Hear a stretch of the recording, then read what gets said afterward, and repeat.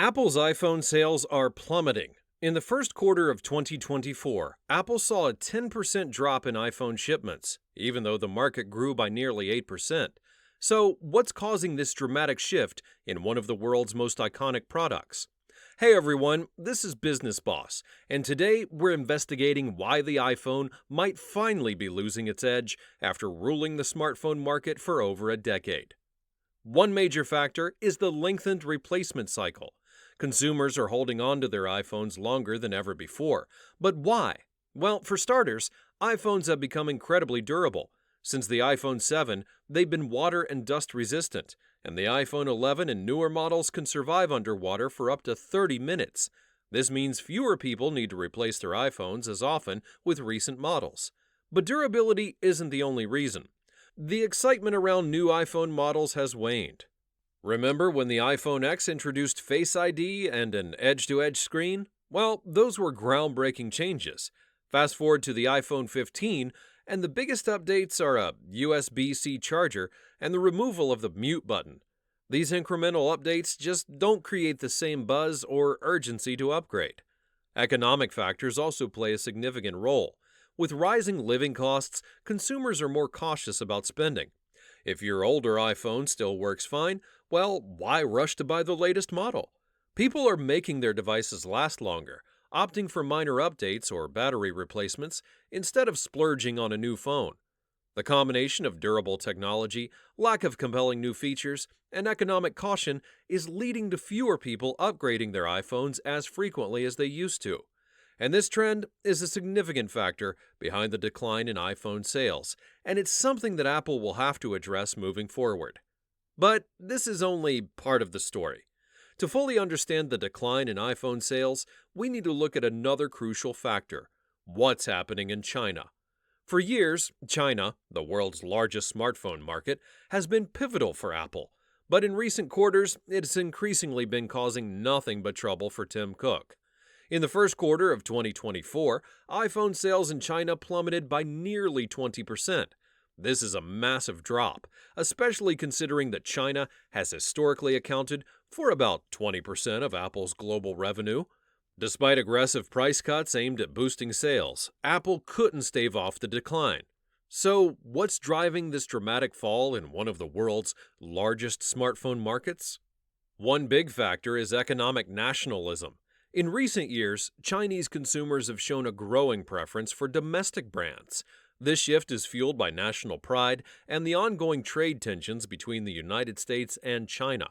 As the trade war escalates, Chinese consumers are increasingly opting to buy products from homegrown companies to support their economy. This sentiment has significantly boosted local manufacturers like Huawei, Vivo, and Honor. Chinese smartphone manufacturers have responded to the growing interest from consumers by significantly improving their product offerings. Huawei has made a remarkable comeback, despite facing severe setbacks due to U.S. sanctions. Its high-end Mate 60 Pro, powered by domestically produced chips, offers a competitive alternative to the iPhone. As a result, Huawei's market share in China surged from 9.3% in the first quarter of 2023 to 15.5% in that same period of 2024, directly eating into Apple's share, which fell an entire 4%, landing their share at 15.7%. The Chinese government has also implemented policies that favor domestic companies over foreign ones. These policies include procurement preferences, where government agencies and state-owned enterprises are encouraged to buy from domestic suppliers. Additionally, there are restrictions on the use of foreign-made smartphones by government employees, further reducing the market for Apple. For Apple, the fall in China sales is a really frightening situation, considering its huge dependence on the country. Over the past 20 years, Apple has heavily invested in developing its supply chains in China. In 2016, Tim Cook even signed a secretive deal to invest more than $275 billion in China's economy and workforce. The complete domination of China over Apple's business is clear from the way the Chinese Communist Party coerced the company into banning some apps during the 2019 Hong Kong protests, Users report that thousands of apps, including those for foreign media outlets, gay dating services, and encrypted messaging apps, have quietly disappeared from Apple's Chinese App Store. Furthermore, in 2021, Apple even gave up control of its Chinese data center and handed it to the Communist Party. In retrospect, Apple's massive bet on China is turning out to be a nightmare for Apple due to the increasing risk and scope of US-led trade restrictions on China. But there's more to the story. To understand the full picture of Apple's challenges, we need to look at another critical issue: rising antitrust scrutiny. So let's get into that. The U.S. Department of Justice has launched a formal investigation into Apple's business practices, and it's a big deal. They're looking into whether Apple has been engaging in monopolistic behavior, particularly around how it manages the App Store and its overall ecosystem. The DOJ's 88-page lawsuit claims Apple is stifling competition by disrupting multi-use apps, limiting the functionality of third-party smartwatches and digital wallets, and suppressing the quality of messaging between iPhones and competing devices. These actions are seen as moves to maintain Apple's dominance in the smartphone market. If this sounds familiar, well, that's because there's a historical parallel. Remember back in the late 1990s when Microsoft was accused of monopolistic practices in the PC market? The DOJ stepped in and it allowed other companies, including Apple, to grow and innovate. This current investigation could have a similar impact on the smartphone market. And here's why it matters. Developers have long been frustrated with Apple's App Store policies, especially the 30% commission on in-app purchases and subscriptions, and this is seen as a significant barrier to competition. Apple's messaging system, iMessage, isn't compatible with Android devices, which keeps users locked into the Apple ecosystem. This lack of compatibility has raised antitrust concerns. Plus, Apple's high profit margins, much higher than those of other smartphone manufacturers, are also under scrutiny. The DOJ suggests that these margins are a sign of monopolistic practices.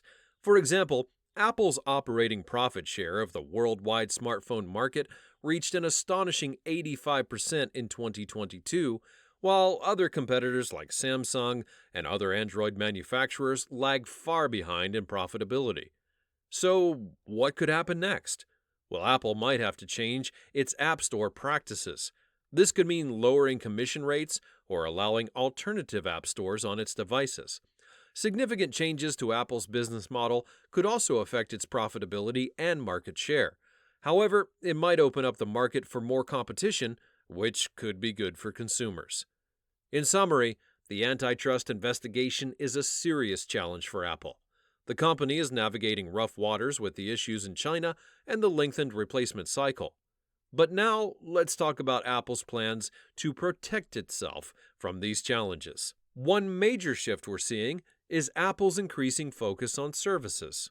In recent years, services like iCloud, Apple Music, and the App Store have all become significant revenue streams. In its latest quarterly report, services accounted for over 26% of Apple's total revenue, up from around 19% in the same quarter 3 years ago.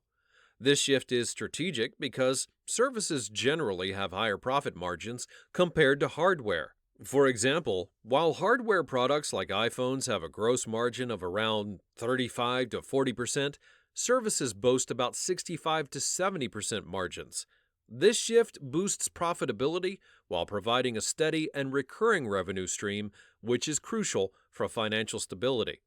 Apple is also making significant moves in the AI space. Although the company has been more quiet than rivals like Microsoft and Google, it is investing heavily in AI. Tim Cook has highlighted generative AI's incredible breakthrough potential and confirmed substantial investments in this area. Apple is expected to unveil significant AI advancements at its Worldwide Developers Conference in June of 2024. These advancements could include major updates to Siri, making it more intuitive and capable of handling complex tasks, as well as integrating AI more deeply into iOS and macOS. Now, Apple will also need to adapt to the regulatory changes spurred by the antitrust investigations, This could mean altering its App Store policies to be more developer friendly or making its messaging system more compatible with Android devices. While these changes might impact profitability in the short term, they could also foster a more competitive market environment, potentially leading to innovation and growth in the long run. And lastly, Apple will have to carefully navigate geopolitical tensions, particularly with China, and Apple's substantial investment in China's supply chains and market pose a risk amidst increasing trade restrictions and economic nationalism. Diversifying manufacturing and supply chains to other regions could mitigate some of these risks, ensuring more stability. Apple has already taken steps in this direction by shifting some of its manufacturing to China's rival India, which also has a burgeoning market to offer. That wraps up our analysis of why iPhone sales are in the red and what Apple is doing to turn things around. Do you think Apple's move to become a more service-based company and its focus on AI will be enough to keep it going? Let me know your thoughts in the comments down below. Also, don't forget to like and subscribe for more insights in the future. Thanks for watching, and I'll see you next time.